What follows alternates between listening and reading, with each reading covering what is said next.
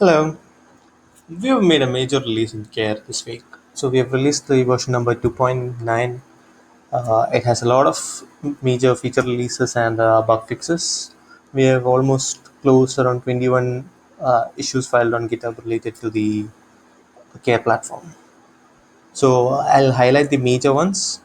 So we have introduced a ward level filter in facilities and patients. Now each facility can be linked to a ward.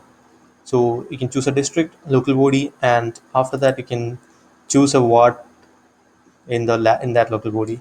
So previously we were just capturing the ward number. Now we have made it much more smarter, and it's a new model on the database.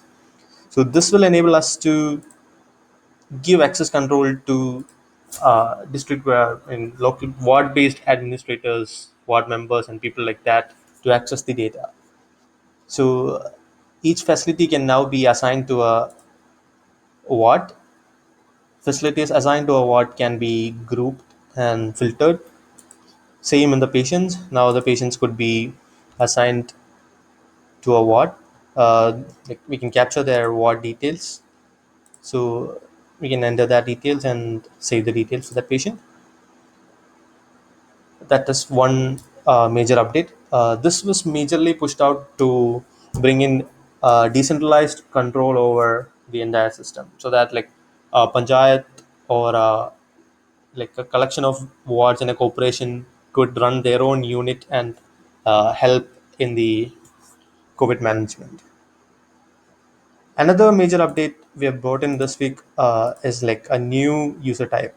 We've introduced staff read-only role. So, with the staff read-only role, a facility can have a staff who can only read the data. So, they can be someone who wants the stats.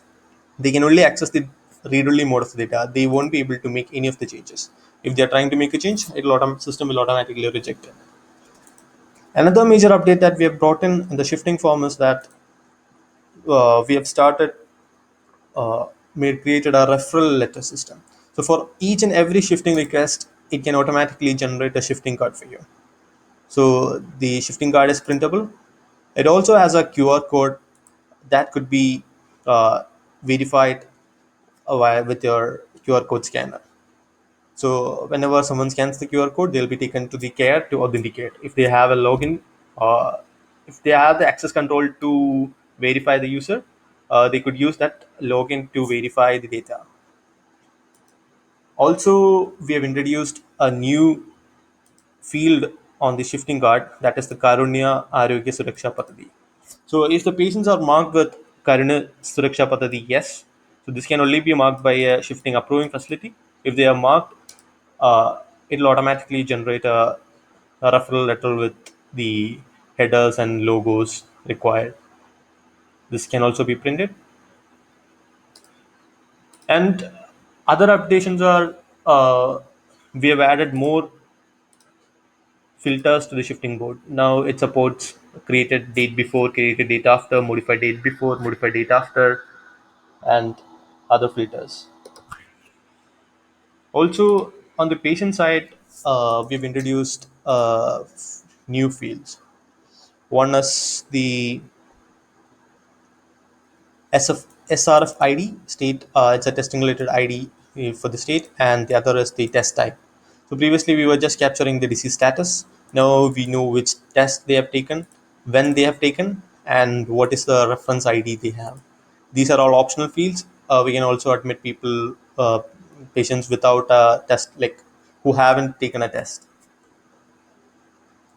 Another update that recently came in is inside the consultation form. So once a patient is admitted, they can now be admitted to a variety of ICUs. Previously, it was just ICU with ventilator. Now it's ICU with non-invasive ventilator, ICU with oxygen support, ICU with invasive ventilator. So also we have introduced home isolation. So to manage people at home via telemedicine, we have introduced the new field. So when a patient is positive and they are admitted to a facility with home isolation, that facility could manage the patient, update their daily status via the telemedicine system.